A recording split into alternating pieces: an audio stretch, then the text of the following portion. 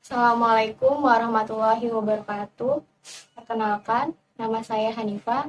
Saya dari Fakultas Ekonomi dan Bisnis, jurusan Manajemen, kelas MA 21 C02. Di sini saya akan menjelaskan materi mengenai manajemen strategi. Yang pertama, di sini saya akan menjelaskan mengenai dari manajemen strategi.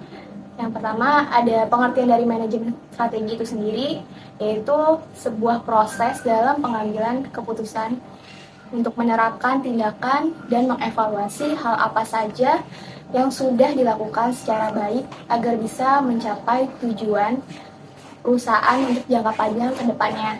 Nah, proses ini dilakukan secara kontinu atau terus-menerus dengan cara mengevaluasi dan juga mengontrol internal bisnis, terus melakukan analisis kepada kompetitor dan pesaing, serta menetapkan strategi apa yang akan diambil ke depannya untuk jangka panjang dari sebuah perusahaan. Setelah itu dilanjutkan dengan mengevaluasi kembali strategi yang sudah diterapkan oleh perusahaan. Selanjutnya, di sini saya akan menjelaskan keuntungan manajemen strategi bagi sebuah perusahaan. Nah, yang pertama ini memberikan keunggulan yang tinggi daripada kompetitor. Karena sifatnya yang proaktif, jadi sehingga mampu merespon dan menyadari perubahan yang ada di pasar secara cepat. Nah, yang kedua ini menjaga tujuan perusahaan. Dengan kita menjaga tujuan perusahaan, kita bisa meraih dengan berbagai proses yang jelas dan dinamis dalam mendesain strategi dan menerapkan dari sebuah strategi itu sendiri. Yang ketiga, ya ada membantu performa dari perusahaan yang mengarah pada perkembangan secara kontinu atau terus-menerus. Nah, yang keempat ini ada menciptakan tim yang kompak dengan menerapkan komunikasi dan implementasi strategi secara bersama-sama. Terus yang kelima, ada menerapkan strategi yang mampu membantu pihak manajemen. Selanjutnya, ada manfaat dari penerapan manajemen strategi. Nah, yang pertama ini ada memberikan pandangan yang objektif terkait dari masalah manajemen perusahaan. Nah, yang kedua ini menekan pada dampak perubahan yang bisa membawa kerugian pada perusahaan. Lalu yang ketiga, membantu memilih keputusan yang mampu mendukung tujuan yang sebelumnya sudah ditetapkan. Apa yang akan terjadi jika sebuah perusahaan tidak menerapkan manajemen strategi? Yang pasti, perusahaan itu akan mengalami penurunan secara drastis dari segi finansialnya. Karena jika perusahaan tidak menerapkan sistem manajemen strategi, perusahaan akan kalah saing dengan kompetitor yang memang sudah lebih dulu menerapkan sebuah strategi untuk mengalahkan persaingan di dunia luar. Nah, di sini saya akan menjelaskan langkah-langkah dari manajemen strategi agar lebih efektif. Yang pertama ada menetapkan visi dan misi perusahaan.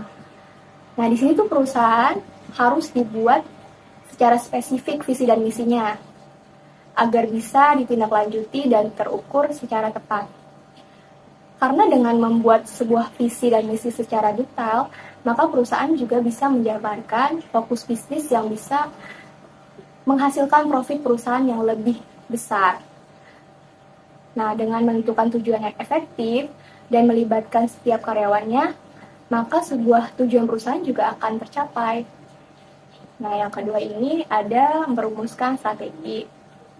Dengan merumuskan strategi dan menganalisis SWOT atau SWOT, analisis ini harus fokus pada kekuatan dan juga kelemahan dari perusahaan, peluangnya yang mampu memberikan profit, serta ancaman yang mungkin akan terjadi pada perusahaan. Nah, maka perusahaan bisa menentukan tindakan yang lebih tepat untuk bersaing di pasar. Nah, yang ketiga ada menerapkan strategi. Strategi yang sudah dibuat ini oleh perusahaan diterapkan dengan baik agar kita bisa memastikan perkembangan dan keberlanjutan dari sebuah perusahaan. Nah, dengan beberapa cara bisa dilakukan untuk penerapan strategi. Contohnya itu dengan mengembangkan struktur dan sistem, mengalokasikan sumber daya, terus juga mengawasi perubahan manajemen. Nah, melakukan strategi manajemen risiko, serta mengembangkan proses pengambilan keputusan. Dan juga kita bisa mengelola SDM dengan baik. Karena penting banget untuk kita mengetahui cara-cara dari penerapan strategi, agar penerapan strategi di perusahaan juga berhasil dan berguna untuk keberlanjutan dari sebuah perusahaan itu sendiri. Yang keempat yaitu ada mengevaluasi dari strategi.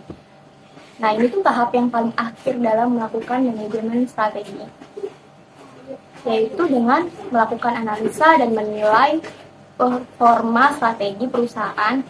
Jadi dari strategi yang sudah pihak perusahaan buat itu, kita evaluasi apakah strategi itu berjalan dengan baik.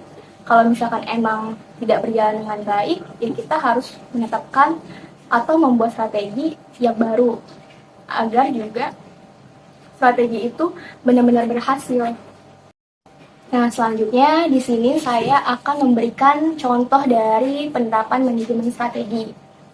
Nah, di masa pandemi COVID-19 yang sebelumnya pernah terjadi, banyak perusahaan yang mulai menerapkan penjualan secara online agar bisa terus bertahan di pasar dan memperoleh pemasukan. Nah, setiap pembisnis ini harus bisa beradaptasi di tengah kondisi seperti ini dengan cara mengandalkan pemesanan online. Karena kita tidak bisa melakukan transaksi secara langsung di sebuah tokonya.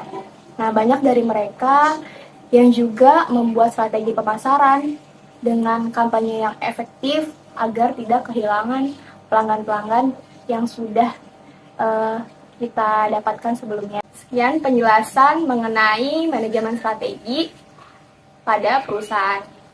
Untuk selebihnya, mohon maaf. Assalamualaikum warahmatullahi wabarakatuh.